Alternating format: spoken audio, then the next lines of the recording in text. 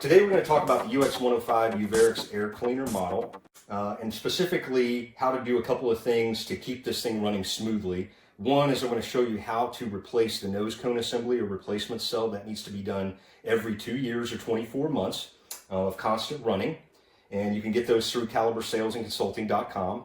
And the next thing we're going to talk about is how to actually clean the inside of this housing with a technique that Caliber Sales and Consulting recommends.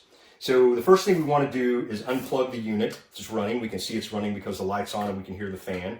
So we simply unplug it from behind.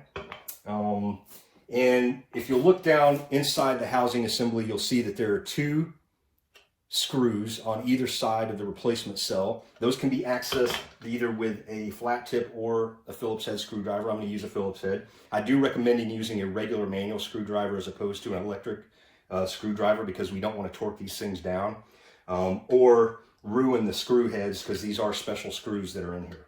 So we're going to simply unscrew these until they're completely loose.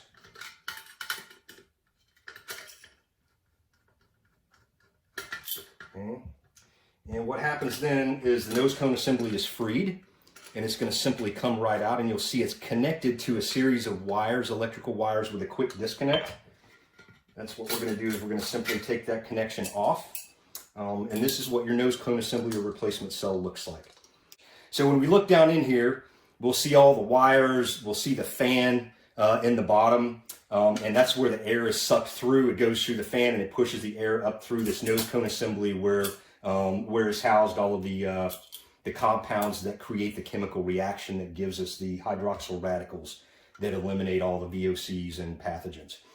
So what I recommend doing is you can either use compressed air. I don't have that. What I use is a hair dryer. Yeah, a hair dryer. And we want to put it on cold, not hot, and simply turn it on and blow out all the dust. Now, if you haven't done this in a while, you may have dust bunnies in there. You may have a lot of dust. You may want to do this outside or in a place, into a trash can, in a place where that dust is going to go.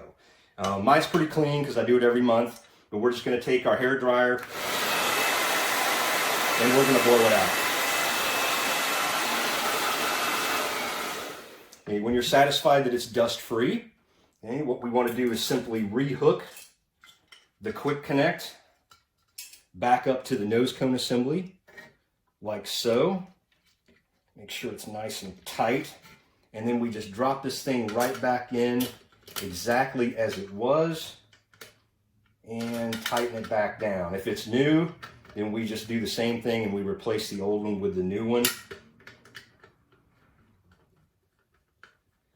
If you ever hear any rattling of your unit a little bit, it may be that these screws that we're working with right now, these housing screws, have come just a little bit loose, and all you need to do is tighten them up, and that should take care of your rattling.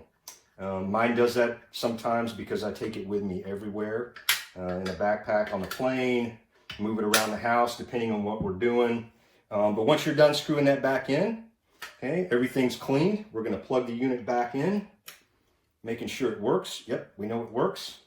Set it back down, and we're good to go until the next time we need to clean it.